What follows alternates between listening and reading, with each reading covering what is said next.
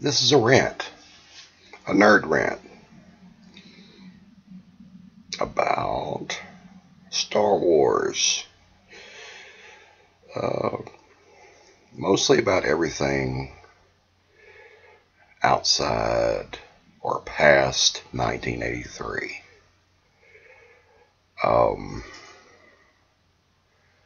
Everything prior to that, I pretty much didn't have a problem with.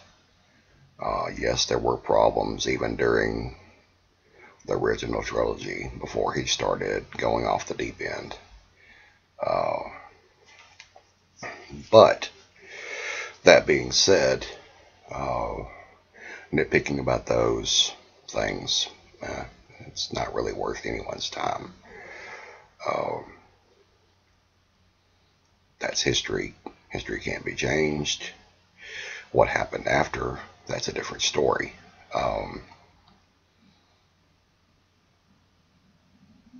With the advent of his selling everything to do with Star Wars, giving up any and all rights to Star Wars, retaining no creative control for himself or any family member, meaning his estate will have no control after he passes. They just have money that he paid for or that Disney paid him. No future money, nothing. Means that all the meddling he did once he remastered and reissued and tweaked and tore up everything starting in the mid-90s when he was getting ready to gear up and start filming the prequels. Basically raising money to start filming the prequels by tweaking and ruining the original trilogy for some people. That's when things took a downward turn. That's when the expanded universe started happening. Something I have little love for.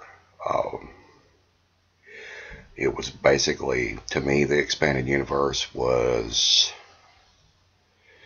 all of those people that make the argument that, yes, there were a bunch of ships out there that weren't in the fight that could still rule the galaxy, and it'd just be a new emperor come along, and all those generals and admirals and everything could still rule the galaxy with an iron fist. Da, da, da, da. Well, here's the deal. Yes, you got to write books and expand the universe and add new characters and add new plots and everything. Well, reality check. Disney owns that crap now. And I'm almost positive that the entire expanded universe will disappear in a puff of smoke. Because the people that it's popular with aren't the people they're aiming at for a new audience. The people that it's popular with are the people that annoy people like Disney, because they aren't the people that are buying action figures now. They aren't the people that made all the money for George Lucas off the prequels. They're the people that downgraded the prequels, called them bastardizations of Star Wars.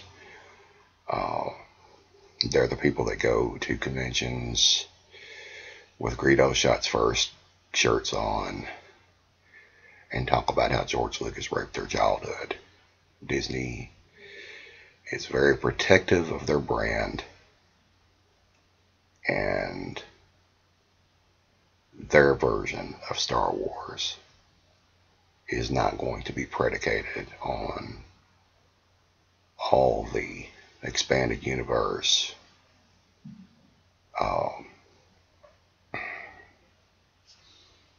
claptrap that's come out. My personal opinion on the prequels is probably different than almost everybody out there that was a Star Wars fan before George started tinkering with the beloved movies. I liked episode 1 and 3. I did not like episode 2. I thought episode 2 was silly.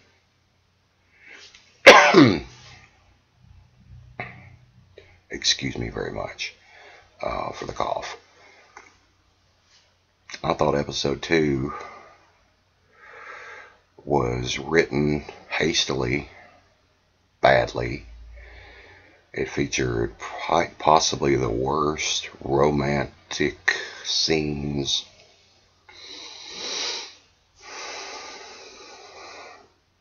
both awkward, stilted,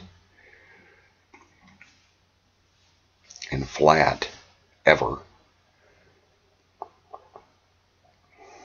which carried on into the third movie and almost ruined it. It had Jedi acting stupidly when the Clone Wars cartoons, both the Tardowski original cartoons, which came out between Attack of the Clones and Revenge of the Sith, and the newer computer animated series, are better than your second movie as far as Jedi action and activities go. Then you have a severe problem. Logic kind of dictates that when you have a group of Jedi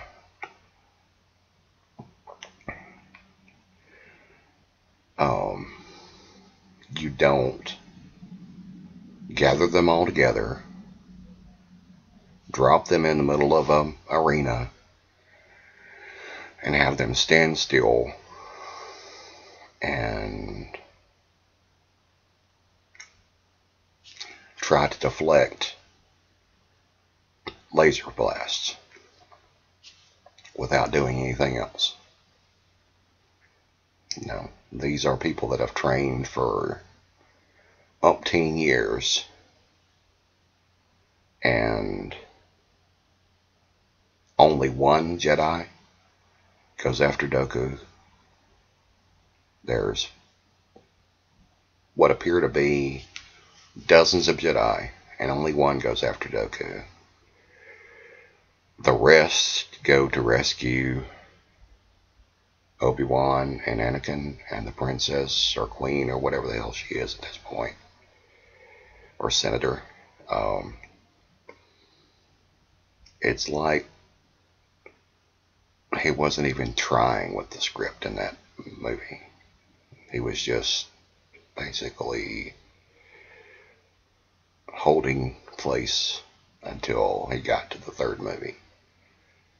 He's like, oh, checklist here. Got to kill off Anakin's mother. Check.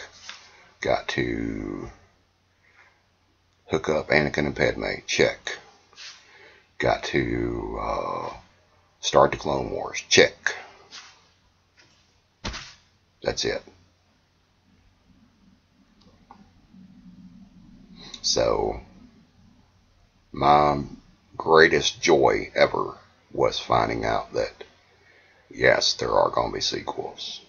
Yes, George Lucas is no longer in the picture as far as any further thing to do with Star Wars. The difference between the Star Wars novels that came out in the 80s and the Star Wars novels that came out in the 90s is that the Star Wars 80 novels that came out in the 80s were entertaining, fun, and didn't go off on tangents and screw the pooch. The ones that came out in the expanded universe reminded me of bad D&D modules. Showing my age, showing my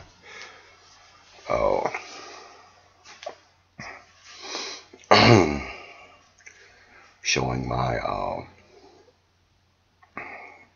inner nerd there, but it was just basically, we've got to make things cooler in our book than they were in the movies, because, you know, screw the movies. Screw what people saw. Screw what people liked. You know. Oh yeah, the Emperor wouldn't have, you know, first book I read of the expanded universe. Oh yeah, the Emperor wouldn't have his best admiral fighting against the rebellion. That would be stupid, you know. That would be that he was stupid. The Emperor was stupid. He wouldn't think to have the best admiral there. So the best admiral was off somewhere else, fighting nothing, just cruising around. So, you know, we'll make him a character. There's like 1 or 2 authors that I've read, and they were all doing either, maybe 3, they were all doing articles that were either contemporary with the prequels or prior to the prequels, Old Republic stuff. The majority of the authors that were doing post Star Wars original trilogy material were frustrated fanboys.